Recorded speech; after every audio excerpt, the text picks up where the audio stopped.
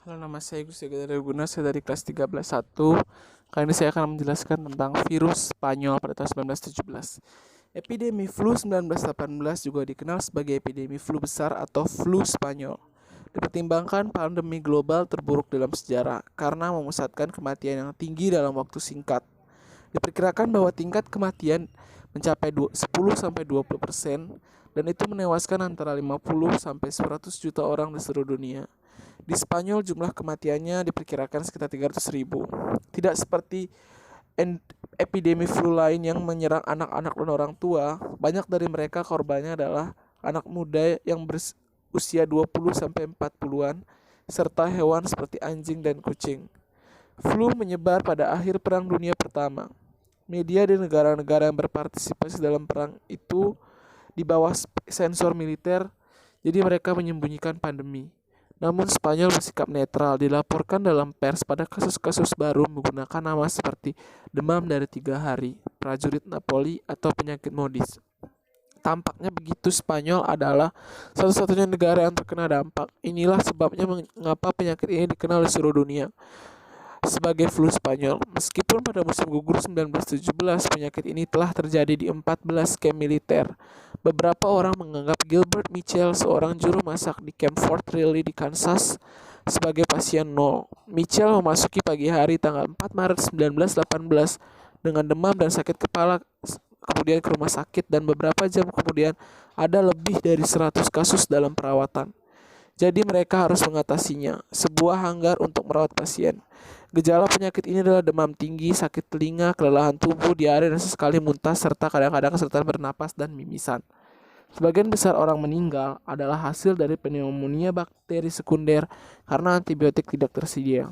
Namun, satu kelompok meninggal dengan cepat setelah gejala pertama muncul hanya dalam 2-3 hari. Pada pertengahan April 1918, flu sudah mengamuk di barat Eropa.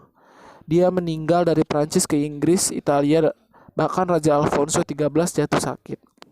Dan surat kabar Spanyol mengumandangkan penyakit ini yang menyebar dengan sangat mengkhawatirkan. Seperti dilihat dalam grafik ini, sebagian besar kematian jatuh hanya dalam 13 minggu dari September hingga pertengahan Desember 1918 dalam apa yang dikenal sebagai gelombang kedua. Orang dan populasi termiskin menderita akibat flu ini secara khusus, tetapi juga mempengaruhi seperti Presiden Amerika Serikat, Perdana Menteri Inggris, atau Kaisar Guillermo, pelukis Edward Munch, maka menangkapnya dalam potret diri, dan yang lain seperti Gustav Klimt tidak selamat dari penyakit itu. Semua surat kabar saat itu mengumpulkan iklan dengan obat ajaib. Itu seperti eliksir, air obat, tonik, dan obat-obatan lainnya menonjol. Dokter pada saat itu merekomendasikan aspirin, kina disiapkan dengan arsenik, minyak, kapur barus, atau minyak jarak. Beberapa bahkan mendorong orang untuk merokok, berpikir bahwa menghirup asap membunuh kuman. Berbagai publikasi medis waktu itu tersedia di perpustakaan digital Hispanik. Berusaha untuk menanggapi penyebab epidemi dan melaporkan perkembangannya dan konsekuensinya, seorang ilmuwan Italia, Profesor Sakon, mengklaim telah mengisolasi kuman penyebabnya penyakit tersebut.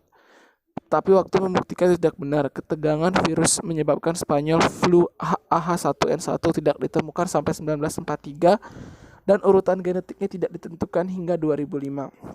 Setiap hari surat kabar Spanyol menangkap pentingnya pendidikan hygiene dan bagaimana caranya. Tugas ini dilakukan di Jerman dari sekolah-sekolah dan mimbar, membuat jumlah kematian akibat flu sebelum perang adalah yang terendah di seluruh Eropa.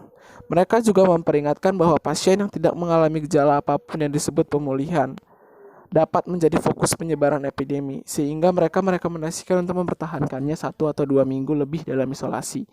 Penggunaan topeng kain menjadi wajib bagi semua yang melakukan pekerjaan pelayanan publik. Langkah ini adalah rekomendasi kesehatan yang dibuat untuk seluruh populasi mencegah penyakit virus ini. Semakin banyak kontak antara orang, semakin besar kemungkinan mereka untuk mereproduksi virus. Pemerintah mulai mengambil langkah-langkah pencegahan untuk mencoba menghentikan krisis ini. Teater, sirkus, bengkel, pabrik, dan tempat-tempat umum didesinfeksi, dan beberapa acara ditangguhkan. Dalam mengimpor barang dari Maroko, orang-orang memasuki populasi diidentifikasi, biaya kuliah dan ujian diperpanjang tanpa batas, dan rektor bahkan diberi kebebasan untuk menangguhkan kelas jika mereka mau. Gelombang ketiga dan terakhir lebih jinak karena banyak orang sudah diimunisasi memberi pandemi yang terkendali pada musim semi 1919 dengan penyakit itu berakhir dengan sendirinya oleh pada musim panas tahun 2020 virus telah hilang sementara dia memenangkan pertempuran melawan yang terlemah dan sisanya diimunisasi. Terima kasih, sekian video dari saya. Terima kasih.